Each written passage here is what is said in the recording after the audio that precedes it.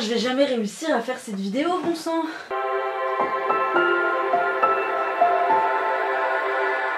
Hey, salut la team, c'est Sully, j'espère que vous allez bien, bienvenue sur Librement Addict. On se retrouve aujourd'hui dans cette nouvelle vidéo sur la chaîne pour parler objectif 2023, puisque je contemplais ma pile à lire et tous les livres que je n'avais pas lus, que je n'avais pas pu lire cette année encore une fois, et j'ai commencé à me décliner quelques petits objectifs en regroupant ces livres dans différentes catégories, et aujourd'hui on se retrouve pour parler des sagas que j'aimerais beaucoup continuer. En fait c'est un petit peu de la wishlist à la pile à lire, puisque ce sont des sagas que j'ai débutées, dont tous les tomes sont parus, sont publiés, sont disponibles en librairie, mais dont je n'ai jamais acheté la suite. Donc j'ai lu au moins le premier tome qui est dans ma pile à lire, enfin qui est plus dans ma pile à lire du coup vu qu'il a été lu, mais voilà, qui est dans ma bibliothèque, et j'ai jamais acheté la suite de ces sagas pour diverses raisons. Soit je les trouve pas en librairie, je les commande du coup pas sur internet, et la plupart sont des livres en VO, vous allez voir, qui sont parfois traduits en français, et je n'ai jamais, comme je veux les lire en VO et qui sont pas dispo en librairie, bah, je pense pas à les commander sur internet, donc je ne lis pas la suite.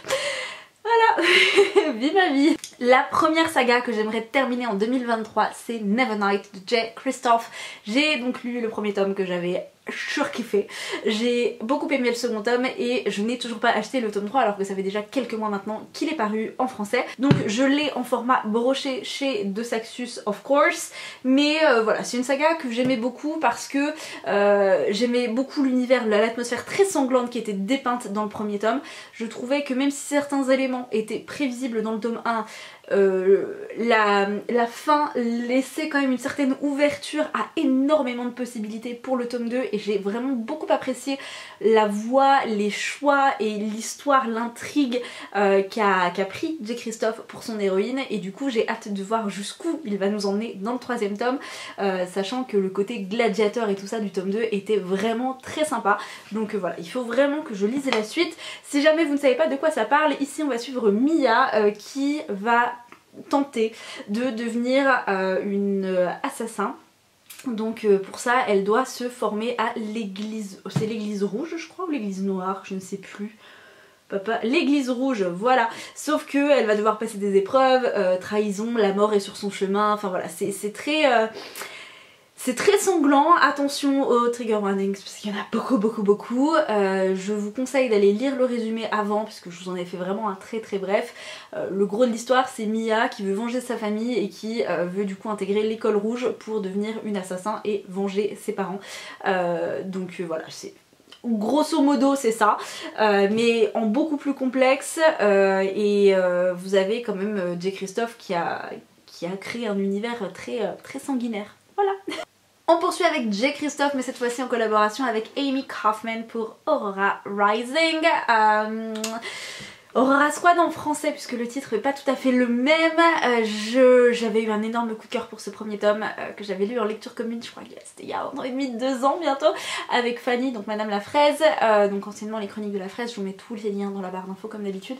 J'avais eu un gros coup de cœur pour ce bouquin complètement déjanté, j'avais surkiffé.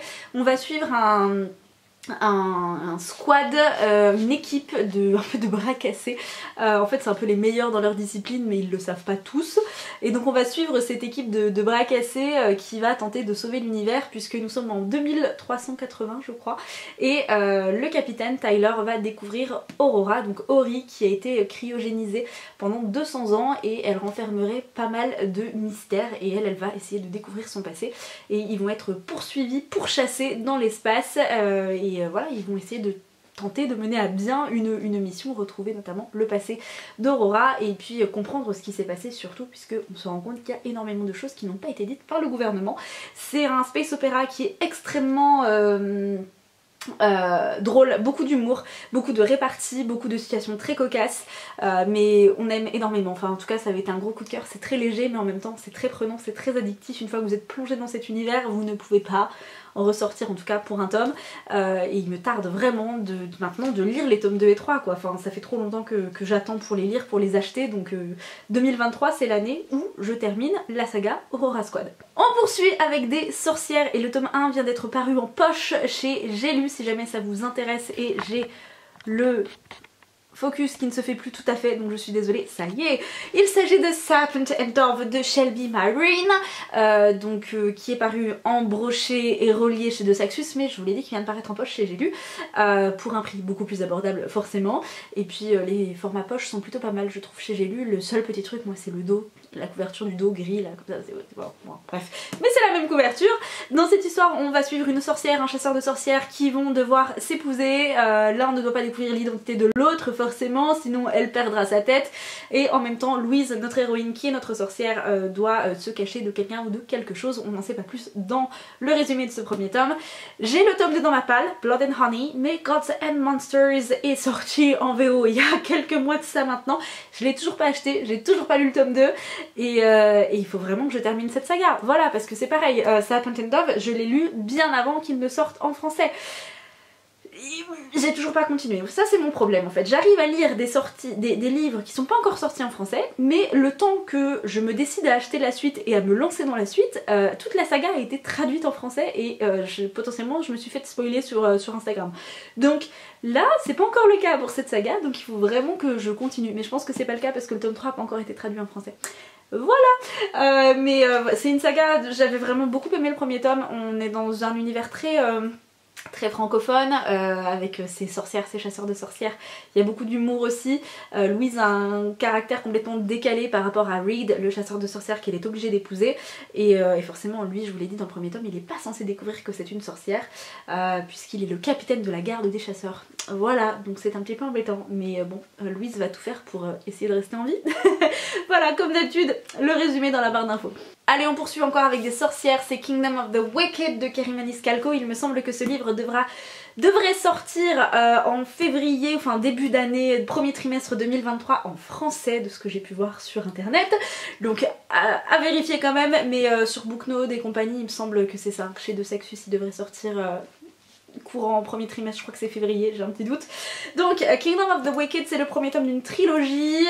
Vous avez le tome 2, Kingdom of the Feared, et le tome 3, Kingdom of the Cursed, c'est le tome 2, pardon, et le tome 3 c'est Kingdom of the Feared qui vient de sortir en anglais, enfin il est sorti à l'automne. C'est une histoire de sorcière avec deux jumelles, dont une qui va se faire assassiner, donc il me semble que c'est Emilia qui va essayer de retrouver sa sœur, oui c'est ça, Emilia qui elle du coup va essayer de retrouver la personne qui a assassiné sa sœur, qui va vouloir se venger, et pour ce faire elle va faire appel à un démon, sauf que c'est un des princes des enfers qui va débarquer, et sa grand-mère qui est également une sorcière lui a toujours dit que si jamais elle croisait le chemin de l'un de ces êtres maléfiques, magnifiques certes mais maléfiques surtout, elle devait courir et vraiment ne jamais se retourner si jamais elle avait la chance de s'échapper. Donc le problème c'est que Emilia va faire un pacte avec Wrath et je ne vous en dirai pas plus. Voilà, parce que le tome 2 était vraiment très sympa aussi. J'ai préféré le premier tome, le tome 2 nous emmène dans un tout autre décor, mais voilà, il faudrait vraiment que je termine cette trilogie parce que elle était vraiment sympa. Enfin en tout cas les deux premiers tomes étaient super sympas.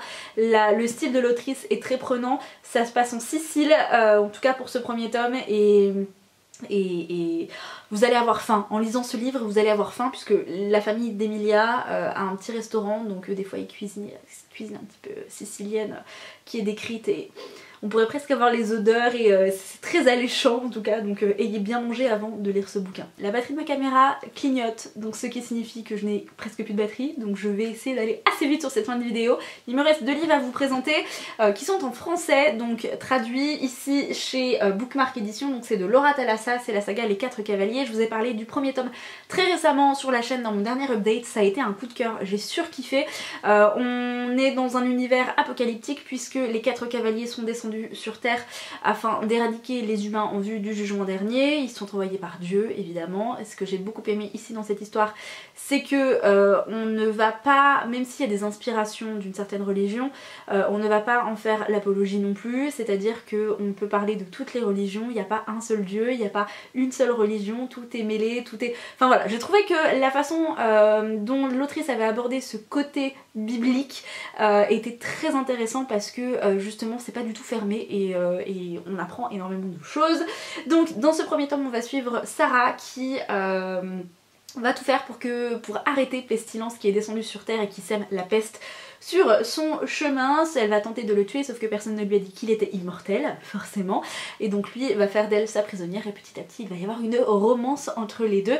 Si jamais ça vous intéresse, je vous en parle plus longuement, on va dire, et plus en détail dans mon dernier update, donc je vous le mets, je crois que c'est à gauche, c'est juste ici ou dans la barre d'infos comme d'habitude.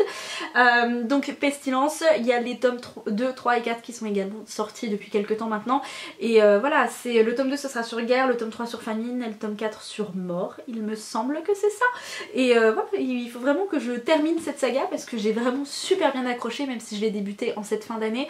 Le seul petit bémol pour les bookmarks, c'est le prix, parce que 23 € pour un brochet, concrètement ça fait un peu mal, je vous avoue. Après je l'ai commencé en français, est-ce que j'aurais dû la commencer en VO pour qu'ils reviennent moins cher, parce qu'en brochet ils sont je crois 10 € moins chers en VO.